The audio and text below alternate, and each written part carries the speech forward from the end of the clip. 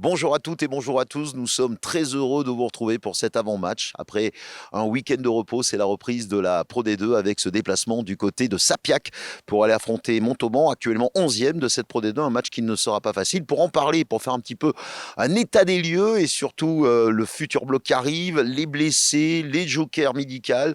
Pierre Caillé, donc l'entraîneur de cette équipe de la SB0. Bonjour Pierre. Bonjour Jean-Max, Tu vas bien? ça va très bien. Alors ce week-end de repos a fait du bien, je suppose, mais il a fallu se remettre très vite au travail parce qu'il y a un gros bloc qui attend les Rouges et Bleus et qui commence par ce déplacement à Montauban. Oui, c'est vrai que voilà, on a eu une petite semaine de repos, ça fait du bien bien sûr aux joueurs, à ramener un peu de fraîcheur sur notre équipe, mais c'est vrai que voilà, on s'est vite fait repréparer parce qu'on arrive sur un bloc qui va être très important. Ouais.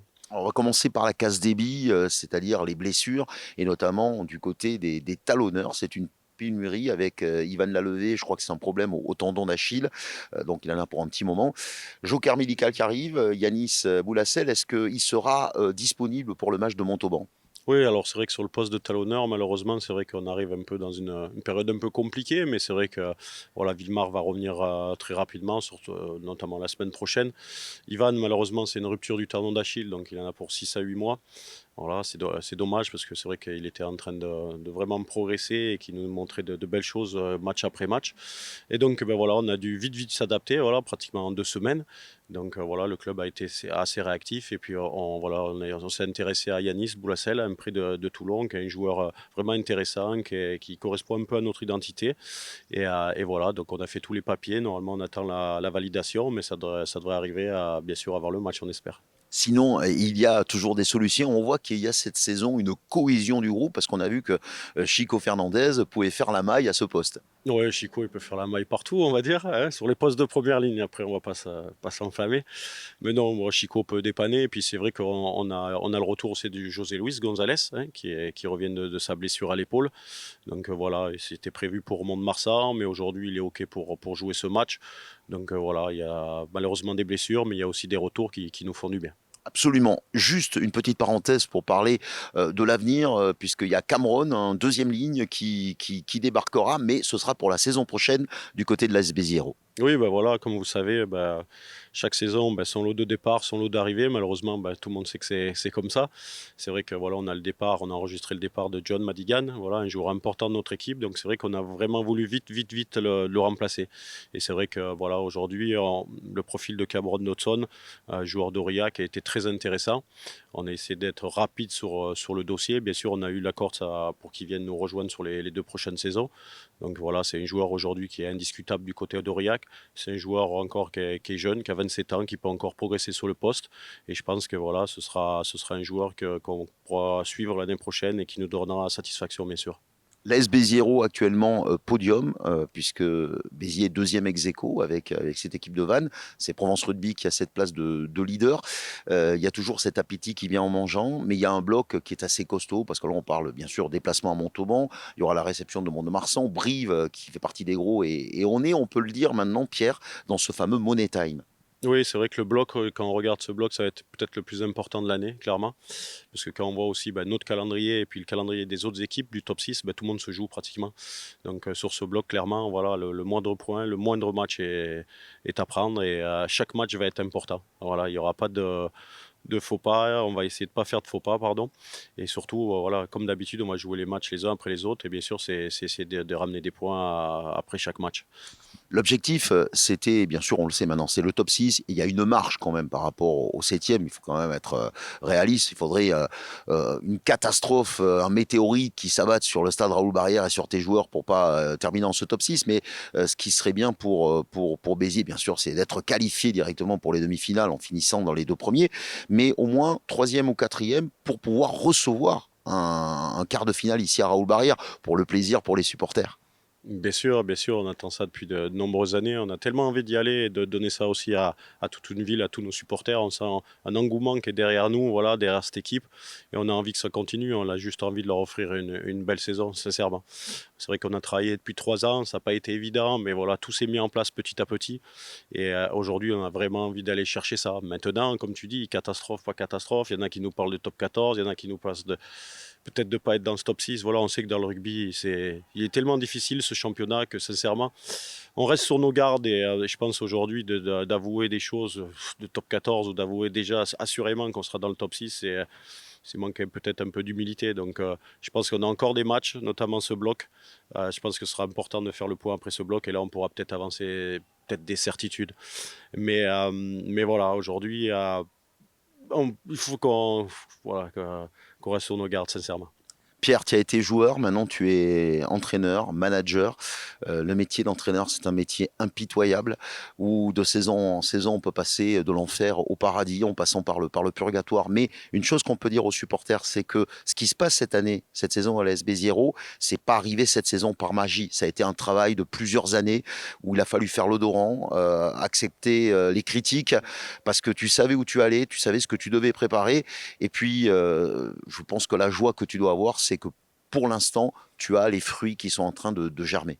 Voilà, après c'est vrai qu'on le sait, de toute façon, une équipe, les ambitions d'un club, ça ne peut pas se construire aussi rapidement que tout le monde le pense. C'est impossible de construire tout ça en une saison. On avait besoin de restructurer le club, on avait besoin de repartir sur des bases saines. Aujourd'hui, c'est le cas. Donc forcément, ces 2 années, pour moi, c'est pas un échec, sincèrement. C'est tout ce qui nous a permis aujourd'hui d'être là où on est. Et puis après, on voit qu'aujourd'hui, ben voilà, tout s'enclenche parce que bonne nouvelle encore cette semaine, c'est que notre centre de formation, voilà, il est premier de Pro D2. Depuis un moment, la formation du club fait un travail extraordinaire et ça aussi, c'est un travail de longue haleine. Donc, ben ouais, c'est vrai que c'est un soutien aussi avec ce projet que j'ai voulu sur 3 ans. Donc, comme tu dis, ben voilà, quand tu es manager, quand tu entraînes une équipe professionnelle, forcément, ben, ça fait partie du métier d'être aimé. Pas aimé, mais bon, après, sincèrement, je ne fais pas pour être aimé ou pas aimé.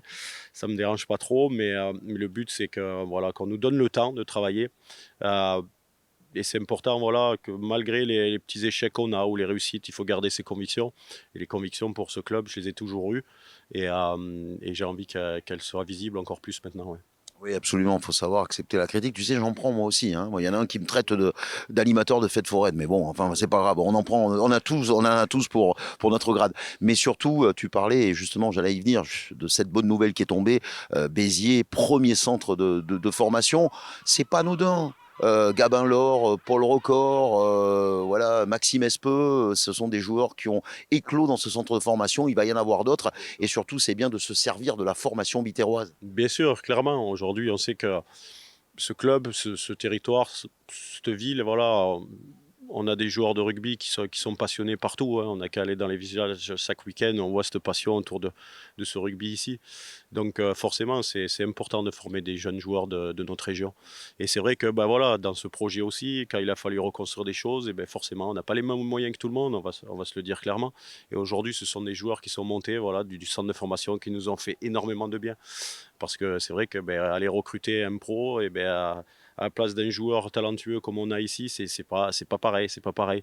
Et c'est vrai qu'ils nous ont soutenus énormément. Et je sais que ça va continuer et c'est ça la force de Béziers. Voilà. Absolument. Alors on a un avant-match plus long que d'habitude. On a le coach, on fait un petit peu le point. On a fait le point sur les blessés, sur le joker médical, sur la saison prochaine, avec Cameron, ce nouveau joueur qui vient de débarquer. On va parler quand même de l'adversaire. Montauban, une équipe qui est 11e actuellement de Pro D2. Mais on le disait juste avant l'interview, toujours compliqué d'aller à Sapiac. Toujours compliqué d'aller à sa plaque, bien sûr, parce qu'on sait le caractère que cette équipe. Voilà, on sait que c'est une équipe qui est très agressive, qui est costaud, qui est dure à manœuvrer à domicile. Et puis c'est vrai que c'est une équipe voilà, avec un effectif de qualité aujourd'hui, voilà, qui ne monte pas, on va dire, la pleine mesure de leur potentiel. Et puis c'est une équipe un peu, on va dire, irrégulière. Ils sont capables du pire comme du meilleur. Donc voilà, on s'attend forcément à un gros match, c'est un retour de bloc. On sait que voilà aussi, on a plutôt contre cette équipe. Ces derniers temps, voilà, des matchs gagnés, on sait que ben voilà, on va être forcément attendu et sincèrement, on s'attend à un gros combat à Sapiac. Ouais. Il y a toujours un Jérôme Bosviel qui est décidément indéboulonnable et qui a quand même un jeu au pied dont il faudra faire attention. Oui, bien sûr. Alors, c'est vrai que cette équipe de Montauban, voilà, avec le jeu au pied de Jérôme Bosviel, ça peut être une force, mais c'est vrai que je trouve que cette année, bon, ils ont changé un peu, ils l'utilisent peut-être un peu moins. Il peut ressortir hein, pour nous mettre la pression, bien sûr, il n'y a pas de souci avec ça, mais je trouve que voilà, ils se sont un peu plus développés sur voilà, essayer de jouer un peu plus qu'occupés qu'ils faisaient pas avant, il me semble. Après, bon, on verra le match de demain si ça me donne raison, mais voilà, aujourd'hui, je pense qu'ils ont des qualités dans tous les secteurs et il faut s'attendre à un match complet à Montauban. Ouais. Voilà, il a le sourire, beaucoup de plaisir évidemment, comme le jeu de l'AS Béziero. Une dernière question, on a vu la réactivité de tes joueurs, le caractère de tes joueurs. On parlait tout à l'heure de Chico qui est capable de faire talonneur, ça c'est aussi c'est la solidarité. Mais surtout, peut-être qu'à une certaine époque, Pierre, faut le dire, on aurait perdu contre Provence Rugby comme on l'a fait, c'est assez cruel. On aurait eu du mal à s'en remettre. Et là, il y a eu réaction de suite contre Agen, qui est quand même pas une petite équipe de Pro D2. Bien Et sûr. surtout, la force d'aller chercher le bonus offensif en fin de match. Ah oui, alors j'ai envie qu'on reste surprenant, c'est ce qu'on se dit toutes les semaines. Voilà, je pense que c'est vrai qu'aujourd'hui l'équipe, voilà, par rapport à nos leaders, par rapport au caractère, par rapport à notre vécu aussi, aujourd'hui on a beaucoup plus de maturité. Donc on s'est vite tourné la page, on va dire. Et puis surtout on sait se servir de plus en plus rapidement des choses qui nous ont mis à mal. Et c'est vrai qu'on était tous frustrés de ce match contre Aix, mais sincèrement c'est sur, je veux dire, les 7 derniers matchs peut-être qu'on avait gagné, c'est peut-être le match où on a vu le plus de choses à travailler et à mettre en place. Donc du coup, ben, il y avait une frustration forcément sur le moment, mais on est ressorti avec de se dire, ben, écoute, là, il y a quand même encore des choses à voir, notamment près des lignes, notre efficacité, pouvoir alterner un peu. Et c'est vrai que sur le match d'Agen, ben, on s'est vite remis dans le bain, on a rectifié certains problèmes, et puis on a gardé notre confiance, et voilà, on a su rebondir très rapidement. Donc ça, c'est un fait qu'il faut noter aussi, oui. Où tu en es de sa suspension? Tu peux être sur le banc quand même monte au banc ou il est encore un petit peu de purgatoire à faire? Non, non, la suspension, écoute, j'ai pris une semaine bah, que j'ai déjà passée contre ce match d'Agen. Donc c'est vrai que voilà, ça partait plutôt mal au début par rapport à ce qui se disait ce qui se racontait surtout dans la presse. C'est vrai que la commission, avant la commission, n'avait pas vu les vidéos. Donc malheureusement, bah, je veux dire heureusement pour moi, ben, quand on a pu transmettre les images, et ben, on a vu qu'il n'y avait pas que Pierre Caillé qui était plutôt pénible, on va dire, en rentrant au vestiaire. Donc ben, écoutez, voilà, la commission, sincèrement, elle a été honnête, clairement. Parce qu'elle n'avait pas tous les éléments, notamment pas la vidéo de l'accrochage. Donc une fois qu'elle a vu la vidéo, ben, ça leur a permis de voir que ben, tout n'arrive pas tout seul, tout simplement. Absolument. Merci Pierre en tous les cas pour nous avoir accordé quelques minutes avant ce déplacement à Sapiac. Ce sera donc ce vendredi sur le coup de 19h30 et on espère tous une victoire à ramener les points de là-bas pour continuer à se faire plaisir avant de recevoir Mont-de-Marsan qui sera un gros morceau. Ce sera évidemment à 19h le coup d'envoi et ce sera vendredi prochain. Nous serons le 14 pour 14 février bien évidemment. Merci Pierre et on termine toujours avec Aki Aki. S. Béziers.